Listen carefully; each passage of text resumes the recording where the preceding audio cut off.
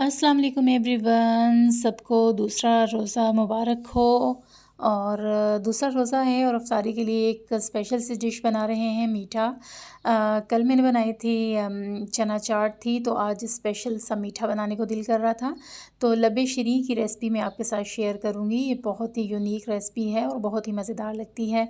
Custard के शौकीन custard खा लेते हैं, और फ्रूट और ड्राई फ्रूट के शौकीन जो होते हैं वो इसमें ड्राई फ्रूट और फ्रूट्स खा सकते हैं। तो सारी चीज़ें इसमें आपको अवेलेबल होती हैं। सो ये मज़ेदार सी लब्बी शरी की रेसिपी बनाना शुरू करते हैं। अगर आप मेरे चैनल पे नए हैं तो मेरे चैनल को सब्सक्राइब करें और साथ में लगे बेल को प्रेस करें। ये बिल्कुल फ्री है। बिस्मिल्लाहिर्रहमानिर्रहीम। सबसे पहले हम इसका कस्टर्ड तैयार कर लेंगे, और उसके लिए मैंने 1 लीटर दूध लिया है। फुल फैट क्रीम जो है मिल्क, वो हम इस्तेमाल करेंगे। थोड़ा सा मैंने बीच में से बचा लिया था, जिसमें हमने कस्टर्ड का जो पाउडर है वो मिक्स करके वो इसमें डालना है। सो जब तक इसको बॉईल आता है, हम अपना जो मैंगो का मिक्सचर है वो तैयार कर लेते हैं। 2 टेबलस्पून मैंने दूध में डाल दिया था मैंगो कस्टर्ड, और इसे अच्छी तरह से मैंने इसमें हल कर लिया था, डिज़ोल्व कर लिया था। और दूध भी हमारा अब बॉईल आने वाला है। इसमें हम चीनी डाल देते हैं। आधी चीनी डालूँगी, 250 ग्राम चीनी का मैंने इस्तेमाल किया है, तो उसमें से आधी मैंने इसमें चीनी डाल दी है, और आधी भी हम इसमें जब ये बॉयल आने लगेगा तो डाल देंगे। सो इसके बॉयल आने का हम वेट करेंगे, और फिर इसमें हम कस्टर्ड जो है वो ऐड कर देंगे। हमारे दूध को जो है बहुत अच्छा सा बॉयल आने लग गया है। अब इसमें हमने अच्छी तरह से जो हल किया हुआ मैंगो का मिक्सचर है, जब इसमें हम डालेंगे तब भी उसे अच्छी तरह से हल कर लेंगे, ताकि इसमें लम्स वगैरह ना पड़ें। सो मैंने अच्छी तरह से स्पून के साथ इसे हिला लिया था, और स्लोली स्लोली इसमें डालते जाएंगे। और हैंड विस्कर जो है इसमें अच्छी तरह से हमने विस्क करते जाना है। थोड़ी सी भी लापरवाही करने से इसमें लम्स आ जाएंगे। और ये जो बैटर है हमारा कस्टर्ड का, इसे हमने लिक्विड ही रखना है, ज़्यादा हार्ड नहीं रखेंगे। 1 केजी जो दूध होता है उसमें 4 टेबलस्पून मैंगो कस्टर्ड या कोई भी कस्टर्ड फ्लेवर हो आपके पास वो डलते हैं। बट ये थोड़ा सा हमने पतला बनाना है, तो इसमें मैंने 2 टेबलस्पून का इस्तेमाल किया है। देखिए इसकी कंसिस्टेंसी कितनी वो पतली सी है।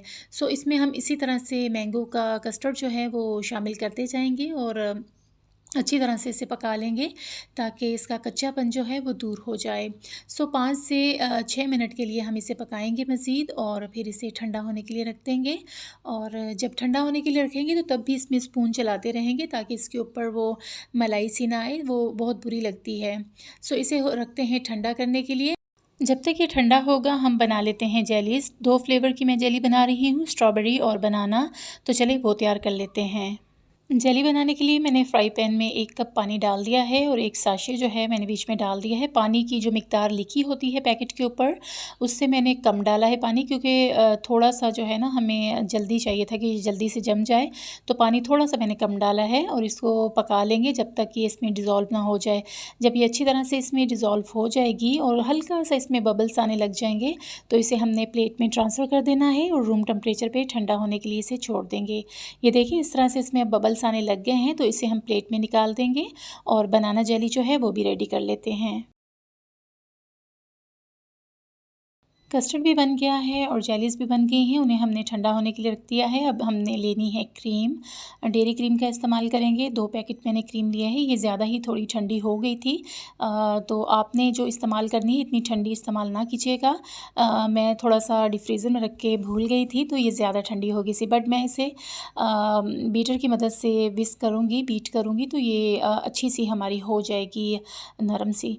तो मैंने इसे बीटर से बीट कर लिया था। वैसे तो आप हैंड विस्कर से भी कर सकते हैं, बट मेरी थोड़ी ये ज़्यादा ठंडी हो गई थी क्रीम, तो मैंने बीटर की मदद से इसे अच्छी तरह से बीट कर लिया था, और ये बहुत ही मुलायम और अच्छी हो गई थी। सो क्रीम जो है हमारी अच्छी सी बीट हो गई है। अब हमने इसको जो क्रीम है उसमें ट्रांसफ़र कर देना है कस्टर्ड को। कस्टर्ड के ऊपर ये देखिए थोड़ी थोड़ी सी मलाई आ गई है, तो हमने इसे स्ट्रेन करना है, और ये जो थोड़े से लम्स हैं इसके, ये निकल जाएँ। ये बिल्कुल भी अच्छे नहीं लगते लब्बी शीरी में। सो इसको हमने अब अच्छी तरह से मिक्स कर लेना है। ये अभी थोड़ी सी लिक्विड ही लग रही होगी आपको, बट इसमें जब हम फ्रूट्स वगैरह डालेंगे, ड्राई फ्रूट्स डालेंगे और फ्रिज में ठंडा करेंगे, फुल चिल करेंगे, तो ये बहुत ही परफेक्ट बन जाती है। सो इसे अच्छी तरह से मिक्स कर लेते हैं, और इसमें डालते हैं फ्रूट्स।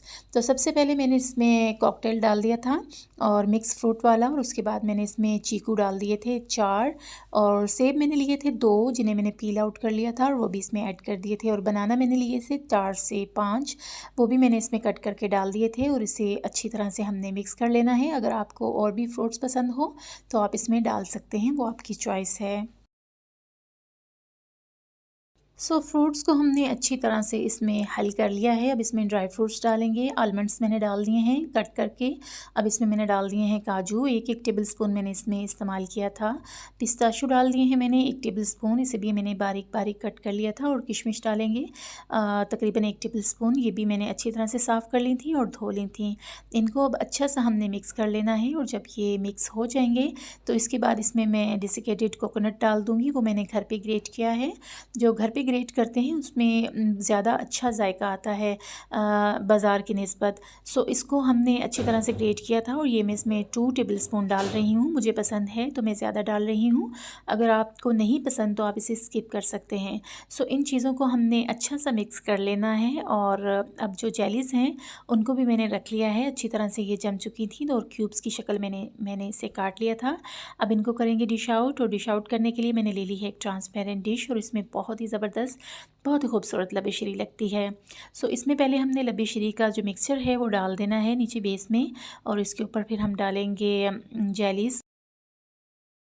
पहले हमने डाल दी हैं ग्रीन जेलीज़, इसके ऊपर हम डालेंगे रेड वाली जेलीज़, और फिर इसके ऊपर हमने लबी शरी डाल देनी है। फिर इसको हमने डेकोरेट करना है ड्राई फ्रूट्स के साथ, और ये बहुत ही खूबसूरत, बहुत ही मज़ेदार लगती है। इसको हम फाइनल करते हैं और दिखाते हैं आपको इसका फ़ाइनल लुक कि ये कैसी लग रही है। जेलीज़ जो हैं हमने डाल दी हैं। अब ऊपर हमने स्प्रिंकल कर देने हैं ड्राई फ्रूट्स। जो भी आपको पसंद हो वो डाल लें। मैंने जो डाले इसमें, उसमें से मैंने थोड़े थोड़े से बचा लिए थे जो मैंने इसके ऊपर डेकोरेट कर दिए हैं। और ये लजीज़ सी लब्बी शरी तैयार हो गई है। इसको फ्रिज में रख देंगे तकरीबन 2 से 3 घंटे के लिए, ताकि ये अच्छी तरह से ठंडी हो जाए। तो उसके बाद इसे सर्व करेंगे। ये बहुत ही ज़बरदस्त लगती है और बहुत ही मज़ेदार बनी है। अगर आपको मेरी रेसिपी पसंद आई हो तो इसे ज़रूर ट्राई करें, और इसे अपने फैमिली फ्रेंड्स में करें शेयर। इसी के साथ मैं चाहूँगी आपसे इजाज़त। अल्लाह ताला आपको दुनिया और आखिरत की भलाइयाँ अता फ़रमाए, और अल्लाह ताला आपको दुनिया और आखिरत की रुसवाइयों से अपनी हिफ्ज़ व अमान में रखे। इसी के साथ मैं चाहूँगी आपसे इजाज़त। अल्लाह हाफ़िज़ जी, बाय बाय।